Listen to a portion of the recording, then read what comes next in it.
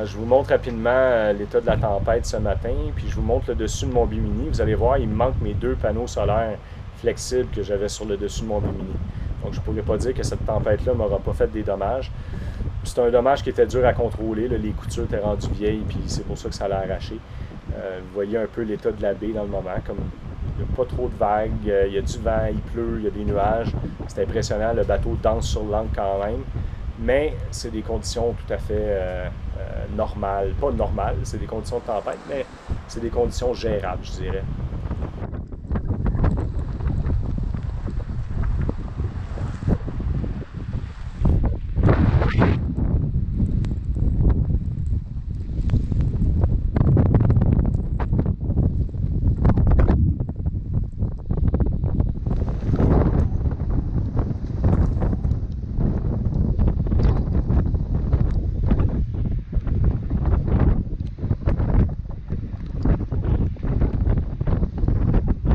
On est rendu le 7 septembre.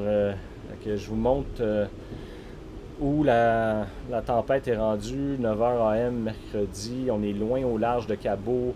Ça, c'est les îles Rivilla-Guiguedos qui sont à 200 000 au sud de Cabo. Donc, on peut se servir de ça un peu pour faire une espèce de compas. Puis on peut voir qu'on est à 200 000 nautiques à l'ouest de Cabo San Lucas. Donc, évidemment, la tempête nous affecte ici, comme il est indiqué avec les ondes bleues. Là. Moi, je suis dans le coin là, sur les îles au nord de La Paz, là, Espiritu Santo et Isla Partita. Donc là, ils disent que la tempête va même affecter là, Puerto Penasco, tout le nord de la mer de Cortez. Donc c'est parce que on voit là, que ça fait comme un tour et la tempête va faire comme un landfall ici à un endroit qui s'appelle Bahia Tortuga, puis juste au nord, Isla Cedros. C'est des points de ravitaillement connus là, quand les gens partent de San Diego pour aller à Cabo San Lucas. Donc c'est la baie que tout le monde arrête. Là.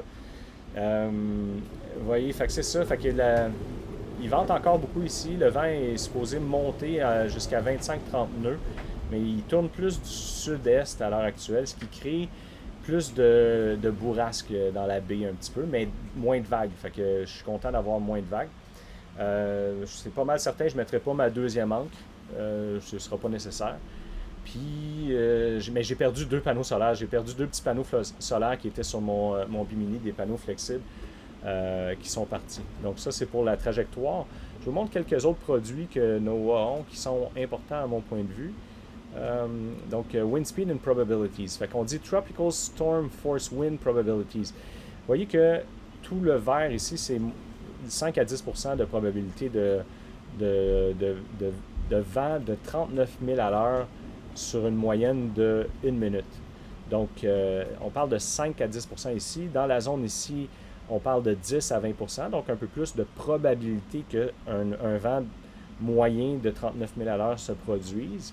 Je ne pense pas que j'ai vu 39 000 à l'heure de vent à date. Peut-être que ce soir, on va avoir quelques bourrasques à 39 000 à l'heure, mais je ne pense pas que ça va durer longtemps. Donc, si on regarde ici, regardez la grosseur de la tempête que ça nous donne. On voit que ça va aller même jusqu'à San Diego, proche de Catalina, Los Angeles. C'est vraiment une très grosse tempête. C'est vraiment une tempête très puissante, avec des vents, là, je ne sais pas, les derniers vents dans l'œil, je pense qu'ils disaient 75 nœuds. Je vais juste aller voir le produit ici qui me dit ça d'habitude. Hop, 105 000 à l'heure. Donc, un peu plus que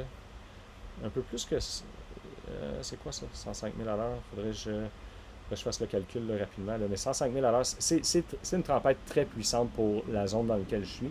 Une chance qu'elle est passée très au large de Cabo puis elle ne m'a pas frappé ici. Sinon, j'aurais dû prendre là, d'autres méthodes pour l'éviter. Mais je veux juste vous montrer des choses importantes ici. Vous voyez, ça c'est 39 000 à l'heure et plus. Ça c'est la carte de probabilité. C'est cette zone-là où il y a des probabilités de vent de 39 000 à l'heure et plus. Maintenant, si on regarde 50 nœuds et plus, vous voyez que la zone de probabilité est beaucoup plus fermée. C'est beaucoup plus petit, 50 nœuds et plus.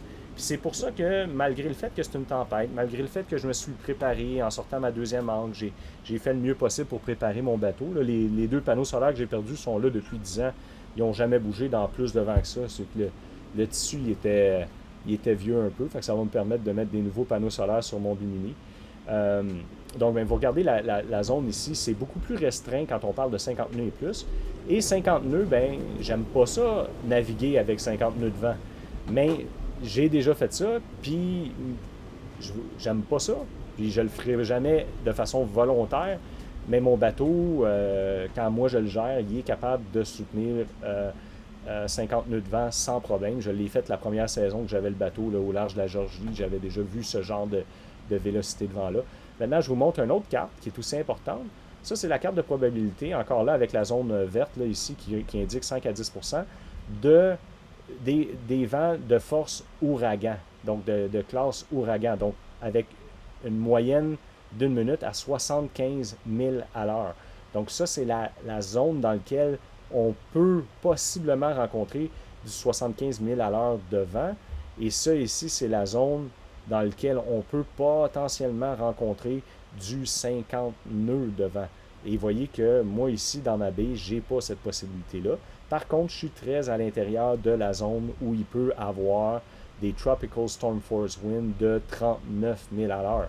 Mais 39 000 à l'heure avec mon bateau, avec l'équipement que j'ai, avec comment je suis organisé, je sais par expérience, parce que je l'ai déjà vécu souvent dans les 9 dernières années, que mon bateau n'est pas en danger dans une baie sur un fond de sable avec 200 pieds de chaîne flambant neuve, avec mon ancre Rocna, etc., etc. Je le sais que mon bateau va tenir.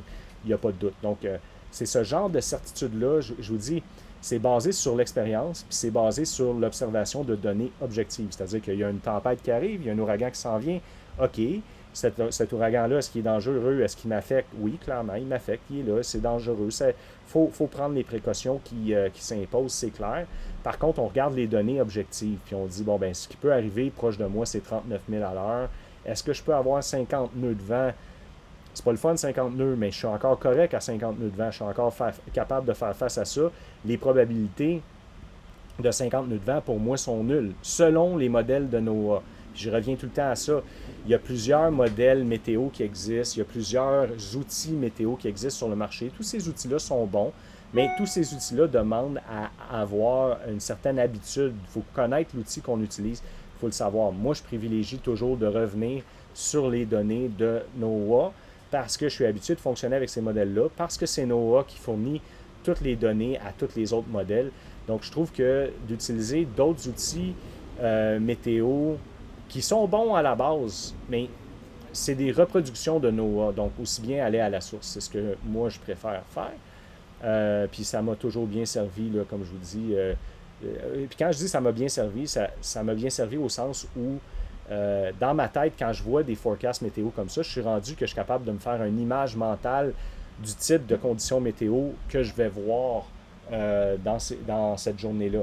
Puis, depuis 9 ans, je vous dirais qu'à quelques exceptions près, ça arrive des exceptions, mais c'est très rare, puis c'est pas des grosses exceptions. J'ai jamais rencontré des conditions de vent qui correspondaient pas à l'image mentale que je m'étais faite à partir des prévisions de NOAA. Alors, c'est ce que j'essaie de vous transmettre, c'est de dire, on a une tempête, on le sait qu'elle s'en vient, quelle va être la tempête, quels vont être les impacts exactement. On regarde les prévisions, on se fait une idée de qu'est-ce qui va arriver sur notre zone, qu'est-ce qui est préférable de faire. Évidemment, je vais vous donner un exemple ici. Mettons une contingence. Là. Mettons que le X ici, là, il n'est pas là. Mettons qu'il s'en vient directement ici, là, puis qu'il va me frapper directement à moi. Évidemment, toute ma gestion de cette tempête-là aurait changé. Il y aurait, à ce moment-là, je n'aurais pas eu le choix, parce qu'on parle de 105 000 à l'heure de vent, j'ai pas le choix d'aller me protéger. Là, dans le moment, il y a 105 000 à l'heure de vent ici. Ici, il y a 39 000 à l'heure de vent. C'est une grosse, grosse différence. Je parle tout le temps là, que la force du vent est exponentielle. Donc, de 39 à 105, on ne double pas. C'est probablement 6 à 7 fois plus fort, 105 000 à l'heure de vent, que ce que je vis dans le moment ici. Donc, si ça c'était à arriver, j'aurais eu en masse de temps pour revenir ici dans la région de Guaymas, San Carlos, pour me faire sortir de l'eau puis me faire mettre en sécurité parce qu'il n'y avait pas de marina pour moi ici à La Paz. Donc, c'était les options que j'avais. J'ai choisi l'option de rester plus au sud. Puis, étant donné que la tempête plus au sud, elle a passé plus au large, puis qu'elle va passer plus proche de la terre quand elle va monter plus au nord, bien, c'était dans ce cas-ci, le move le meilleur que je pouvais faire dans les circonstances. J'aurais préféré avoir un quai sécuritaire à La Paz. Ça aurait été de loin préférable parce que j'aurais pu aller manger un bon steak dans un restaurant à La Paz pendant que mon bateau il était en sécurité. Puis là, je commence à Ça fait une semaine et demie là, que je suis en autonomie, puis je n'étais pas préparé à une semaine et demie sans toucher à terre. Donc, je commence à tomber dans mes rations de secours un peu. Je commence un peu à manquer de diesel, mais la tempête, elle va être finie vendredi, fait que je vais être en masse correct pour revenir à La Paz. Donc, soyez prudents. Prenez la peine quand vous naviguez de considérer les données de base. Puis si vous avez de la difficulté à faire ça, ben contactez-moi, ça va me faire plaisir de vous donner un coup de main là-dessus.